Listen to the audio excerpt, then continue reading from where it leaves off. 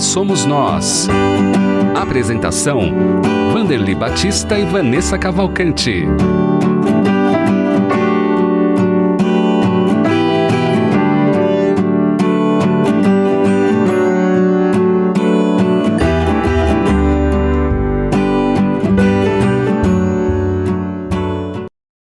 Olá, seja muito bem-vindo e muito bem-vinda ao programa Quem Somos Nós, programa que é transmitido pela Rede Boa Nova de Rádio e pela TV Mundo Maior, emissoras da FEAL, Fundação Espírita André Luiz. Nós estamos aqui sempre trazendo os nossos convidados que compartilham conosco as suas histórias, suas experiências, suas conquistas e seus desafios também.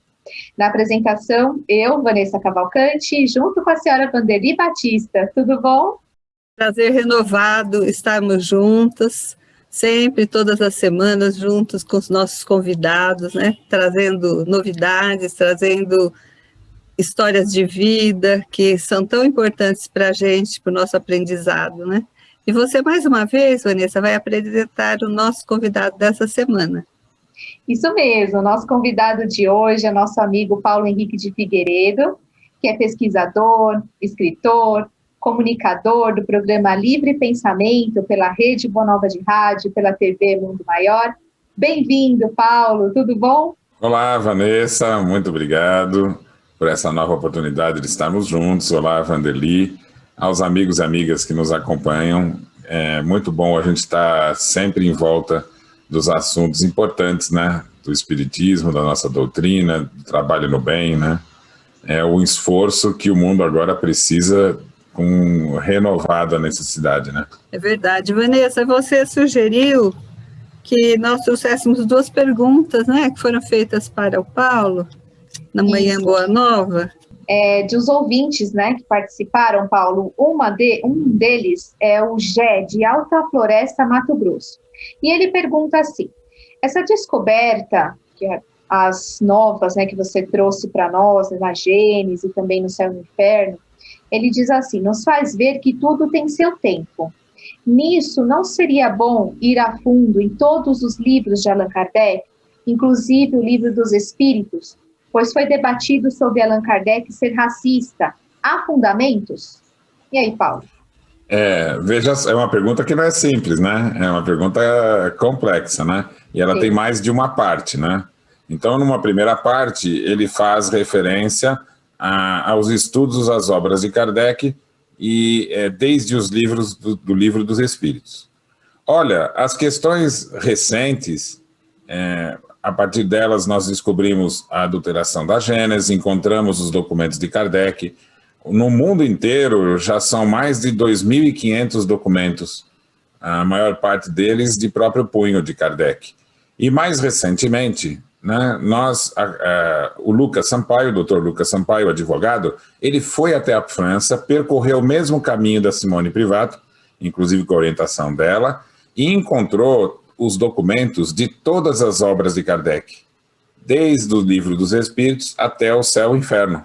Nessa pesquisa, né, o resultado foi o seguinte, o Livro dos Espíritos, o Livro dos Médiuns, o Evangelho segundo o Espiritismo, o que é o Espiritismo, todos esses livros tiveram as alterações feitas em vida por Kardec mantidas. As edições posteriores são equivalentes à última edição em vida de Kardec. Então são obras preservadas. As duas obras que tiveram conteúdo alterado após a morte de Kardec, que é um ato equivocado, indevido, e a gente tem que voltar para a edição anterior, foram a Gênese e o Céu e o Inferno. Coincidentemente, essas duas obras, elas foram sempre impressas por Kardec em vida igual à primeira edição. O que nos leva a concluir que a primeira edição da Gênese e a primeira edição do Céu e o Inferno são as edições que a gente deve utilizar no meio espírita. Isso muda claramente daqui para frente. Essa notícia não chegou só para nós, chegou também para pessoas do mundo inteiro e o mundo inteiro está se dedicando a voltar para a edição original.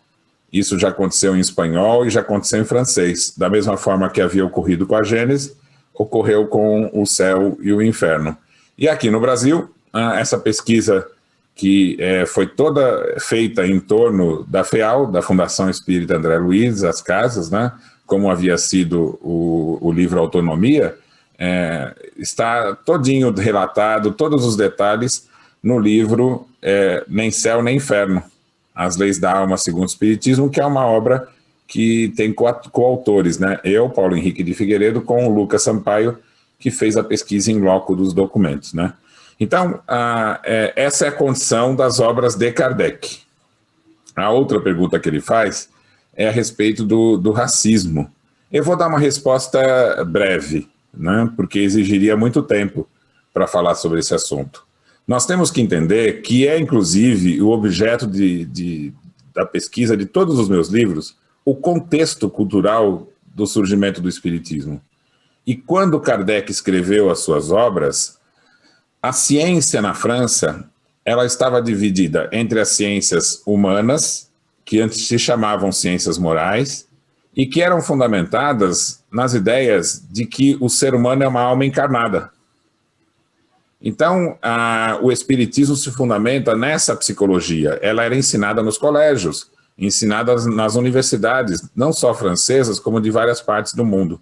Então, o Espiritismo estava condizente com a ciência da época. Mas a fisiologia, né, que também buscava os seus aspectos científicos, nessa mesma época, né, e acabou tendo uma tendência muito forte no final do século, né, e eu digo isso da comunidade científica, não só da França, como do mundo. Havia um enraizado preconceito, mas um preconceito enraizado de tal forma que ele não era identificado como preconceito. Ele fazia parte da visão de mundo que os cientistas adotavam naquela época. Então, toda a comunidade científica via o ser humano como sendo um animal dividido em raças, e eles pensavam assim, Vanderly, Vanessa, eles pensavam que nós teríamos derivados do macaco e que as raças negras, elas estariam numa evolução intermediária. É como se elas não tivessem alcançado a evolução da raça branca e eles fossem um pouco mais primitivos. Para vocês terem uma ideia, um professor alemão, em 1880, pode ver que é depois de Kardec, ele vai escrever num livro de fisiologia, o nome dele é Vogt. Ele vai escrever que, segundo os estudos dele, a raça negra, que era o termo que eles usavam na época, né, a criança é similar à criança branca, mas quando chega na puberdade, ele começaria a ter uma condição que era própria do animal, segundo também a visão dele, de se tornar agressivo, de se tornar irracional, e aí ele vai dizer que a inteligência da raça negra após a puberdade, olha só que terrível, estaria no nível das mulheres, dos velhos e das crianças brancas. Ou seja, ele faz um pacote de racismo, desqualificando a mulher, a criança, o negro, ou seja, essa era uma visão hegemônica, né? Quando Kardec vai escrever sobre a questão do ser humano, o que havia disponível na fisiologia era uma visão dessa divisão de raças. E ele vai ponderar, usando a teoria espírita, de que se mesmo que o corpo, né, de cada ser humano tenha condições diferentes, quem evolui é o espírito. Então ele vai dizer assim que todos os seres humanos têm condição de alcançar graus evolutivos maiores, independentes do corpo. Então o desenvolvimento intelecto-moral é do espírito. E se houver diferença de condição de um corpo para outro, essa condição é só relativa à personalidade daquela vida.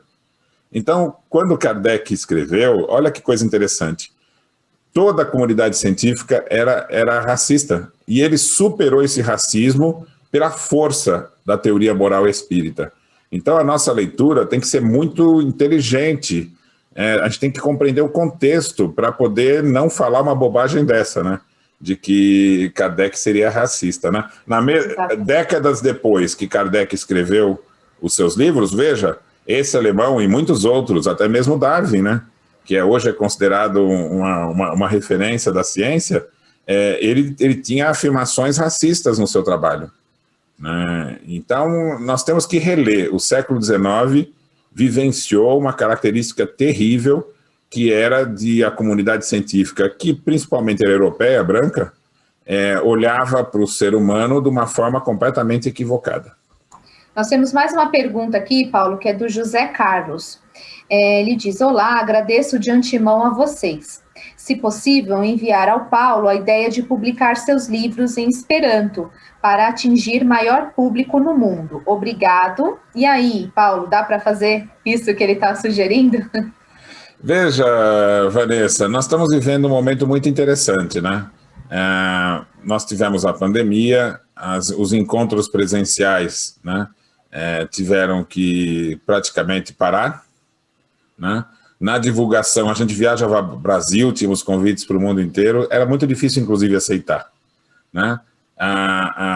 Olha que interessante, o advento das lives, que é o que nós estamos fazendo agora, nesse momento, permite que esse conteúdo vá para o mundo inteiro. Então, as coisas que, no âmbito da FEAL, a gente vem trabalhando, descobrindo, com toda a estrutura de pesquisa da FEAL, a estrutura de divulgação, o CEDOR, tudo isso está interessando o mundo. O livro Autonomia, que a FEAL lançou, né, ele teve uma trajetória interessantíssima, né? Ele se esgotou, né, em 15 dias, e depois teve uma segunda edição. E o interesse no mundo, nessa obra, está surgindo não só por aqueles que entendem o português, está interessando aqueles que são de línguas estrangeiras.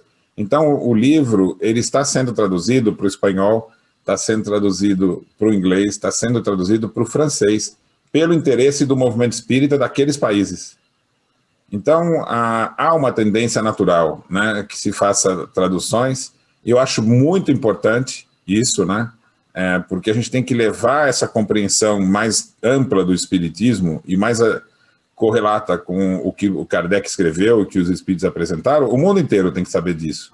Então, vários meios existem para isso. Um deles é a tradução, né, a produção de vídeos com legenda e assim por diante. Certamente, né, a luta pela ideia do Esperanto é uma luta também que propõe uma língua única, né, que a gente possa fazer com que o conhecimento seja globalmente conhecido. Essa luta é uma luta para o futuro, né, e se houver interesse na tradução do Esperanto, está muito bem-vindo dessa estratégia da gente hoje tornar o conhecimento acessível a todas as línguas, né? Só mais um detalhe, o tradutor que está se dispondo a trabalhar para a FEAL, né, e ele trabalhou em cima da tradução do Céu e Inferno original, ele também trabalhou para traduzir as obras de Kardec para o inglês e para o chinês, ou seja, ele viu a oportunidade de levar aos chineses as ideias de Kardec, né? Então, fala-se disso, se trabalha nisso, né? E cada vez mais a gente tem que tornar a ideia espírita, ela tem que se tornar internacional, conhecida no mundo inteiro. É uma revolução mesmo, né? Como você diz e escreveu, Revolução Espírita. Mas aí, Paulo, você tem trazido para nós muitos conhecimentos, muita coisa acerca da codificação, da história do espiritismo, a vida de Allan Kardec, né? E a gente queria perguntar para você sobre o livre pensamento, você fala sobre autonomia. Como que ficaria a reencarnação compulsória, como a gente acredita que exista ou não? Como fica em relação às suas pesquisas do espiritismo? Voltar à vida, viver várias vezes, né, é um instrumento de progresso, né, desde o princípio inteligente na fase animal, né, em todos os seres da natureza, né, até chegar na fase humana, né. E cada uma dessas condições, a gente tem um objetivo diferente. Veja, o animal, ele vai evoluir, né, mas não pelo seu próprio esforço. O animal, ele não tem vontade própria, ele tem um desejo que é neutro. Esse desejo dele é controlado pelos instintos. E a evolução que o princípio inteligente vai ter na fase animal é que ele vai buscando uma condição mais complexa até chegar na fase humana. Então é muito interessante que os seres se evoluem de forma inconsciente no âmbito da vida animal para aprender a gerir o corpo, gerir os instintos, gerir as necessidades, de gerir as emoções. E quando a gente vai ter a nossa primeira vida humana, o objetivo primeiro é desenvolver as faculdades, ou seja, a consciência de si mesmo, a inteligência, o domínio da vontade, para que a gente tenha uma condição moral. E o que é a condição moral? É você escolher por si próprio. Aí, a lei divina nos coloca numa condição fantástica, que é a seguinte: quando eu tenho consciência do meu desenvolvimento, das minhas escolhas, eu posso escolher os desafios das vidas que eu vou tendo, das vidas futuras. É a lei das escolhas das provas. Eu posso escolher que desafios eu vou enfrentar no sentido de me desenvolver, intelectual e moralmente. Essa é a condição natural de evolução do espírito. E conforme ele vai adquirindo mais conhecimento dessa estrutura do universo, melhor ele se aperfeiçoa. Ele adquire habilidades, ele adquire virtudes, ele adquire inteligência, enfrentando as dificuldades da vida e as oportunidades da vida, né? Aí nós vamos ter duas situações que a gente precisa prestar atenção. A primeira dela, o ser humano simples ainda, ignorante ainda, sem ter uma consciência de quem sou eu, o que eu pretendo ser, que coisas eu quero desenvolver, ele tem que reencarnar. Então, nessas primeiras encarnações, que ele ainda não tem uma grande consciência do que ele quer alcançar, ele vai vivendo uma diversidade de situações, segundo Kardec, centenas e centenas de vidas, para que ele adquira a consciência para poder fazer escolha.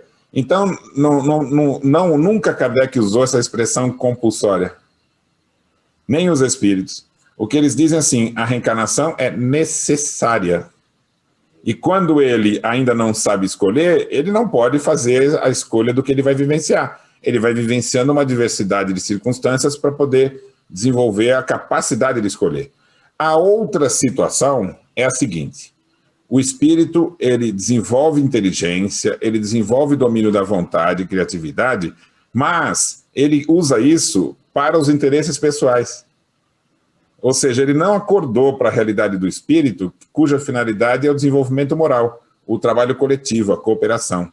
Como Deus nos dá liberdade, ele tem a liberdade de usar mal os recursos. Só que ele vai ter um sofrimento moral em decorrência disso. E vamos dizer que ele está, no mundo espiritual, apegado nos seus próprios interesses, né? O ciclo de reencarnações que são necessárias, ela continua, é natural. Ele não vai conseguir não reencarnar. Então ele vai reencarnar, queira ou não. Não por ser compulsória, mas por ser necessária e natural. É a mesma coisa do indivíduo que vive aqui no mundo e é muito apegado a coisas que ele tem, e ele fala assim: eu não quero morrer. Eu não quero morrer nunca. Eu não quero me separar das minhas coisas. Ele pode ter esse delírio, né? Mas a vida no mundo é transitória, tem começo, meio e fim. A vida no mundo espiritual também é transitória, no sentido de que a reencarnação é necessária. Então, nunca Kardec nem os espíritos usaram a expressão compulsória. A reencarnação é necessária. E se você não tem condições de escolher, você vai vivenciá-la, né? Porque ela é necessária. Até que você desperte para a realidade e desperte para... Olha quanto Deus nos dá a oportunidade para a gente desenvolver o que queiramos, né? Então, a liberdade é o fundamento da vida humana, né? E é a liberdade que dá a ele o mérito pelos seus esforços, e a felicidade é a conquista do esforço. Essa visão é muito interessante e muito confortante para nós, né, Paulo? Você não é aquele Deus rigoroso, é um Deus de amor que nos acolhe e espera o nosso tempo, né? Muito bom. Eu gostaria de falar alguma coisa sobre o livro que o Nem Céu nem Inferno, agora não sei se dá tempo. A gente já está quase terminando, 4 minutinhos. Então, antes eu vou falar para você que está na sintonia do Quem Somos Nós de hoje, sobre a importância do Clube Amigos da Boa Nova. É isso mesmo, você sabe que com o apoio dos sócios do Clube Amigos da Boa Nova, nós continuamos aí levando, né, a mensagem do Espiritismo ao planeta inteiro, pelas ondas da Rádio Boa Nova e da TV Mundo Maior. Nosso trabalho já mudaram a vida de muitas pessoas, e para a gente continuar impactando vidas, nós contamos com a sua contribuição. Então, liga no 0800 12 018 38 e faça parte da nossa rede de amigos, ou também você pode acessar o site feal.colabore.org, e nós sempre vamos transmitir aqui também a nossa gratidão a todos os sócios que contribuem com o trabalho da FEAL. Paulo, agora a gente vai já indo para o encerramento, e a senhora Vanderly tem uma pergunta aí para finalizar. Sobre o livro, né? Esse que você fez com o Dr. Lucas, sobre nem céu nem inferno, adorei o nome. O que você poderia tirar para nós nesses minutinhos, que é até uma maldade, não dá tempo para falar dessa vez, mas falar alguma coisa sobre este livro e a preparação do céu e inferno, que acredito que está sendo feita já. Esse aqui é o livro, nem céu nem inferno, as leis da alma segundo o Espiritismo, né? Esse livro foi lançado pela FEAL. Olha que interessante, Vanderly. Você pode comprar na Mundo Maior, o físico, o livro físico, que é esse. Se você fizer parte do clube, você tem desconto. E se você quiser o livro digital, ele pode ser comprado e lido no mundo inteiro, né? Pela Amazon.com.br, aqui no Brasil e fora também, né? Esse livro, para a gente ser bem sucinto, ele vai demonstrar que na edição original do Evangelho do Céu e o Inferno de Kardec, ele propõe a teoria da autonomia moral que a gente vem falando já nas pesquisas dos livros anteriores, né? Isso que eu falei aqui sobre o valor do mérito, né, na conquista da felicidade, a perfectibilidade como sendo a condição natural de cada espírito, o mundo espiritual sendo regido por leis naturais, tudo isso a gente vai resgatar, havia sido perdido porque foi retirado da obra dele, e a gente resgata, estuda, e é a mais consoladora das ideias. Quando a gente fica conhecendo que, segundo a heteronomia, Deus nos obrigaria, por castigo, a ser submisso à vontade dele. E a realidade que os Espíritos vêm nos contar é que nós somos livres para nos desenvolvermos segundo a nossa criatividade, segundo o nosso interesse, segundo a perspectiva pessoal de quem sou, o que eu quero ser, que caminho que eu quero percorrer. Isso é extremamente consolador, e os Espíritos vão dizer, nesse caminho de você construir os seus próprios valores, a felicidade das conquistas é cada vez mais crescente, até atingir a felicidade dos espíritos superiores, que é a nossa meta. Excelente. Paulo, deixa o dia e horário do Livre Pensamento. O Livre Pensamento, ele é segunda-feira, às 16 horas, né? Perfeito. E nós temos o programa Revolução Espírita, né? Que, se eu não me engano, é sexta-feira na rádio. Eu acho que agora deve ser 13, né? É isso? Isso mesmo, parabéns. Tá bom. Muito bom o seu trabalho, Paulo. Obrigado por ter compartilhado aqui no Quem Somos Nós. Sucesso para você. Olha, sempre gosto muito de participar desse programa de vocês, já vim algumas vezes e já fico esperando a próxima, tá? Com certeza nós vamos te convidar, viu? Você que está na nossa sintonia, continue na Rede Boa Nova de Rádio e na TV Mundo Maior. Semana que vem tem mais Quem Somos Nós, comigo e com a senhora Vanderly. Um beijo para a senhora.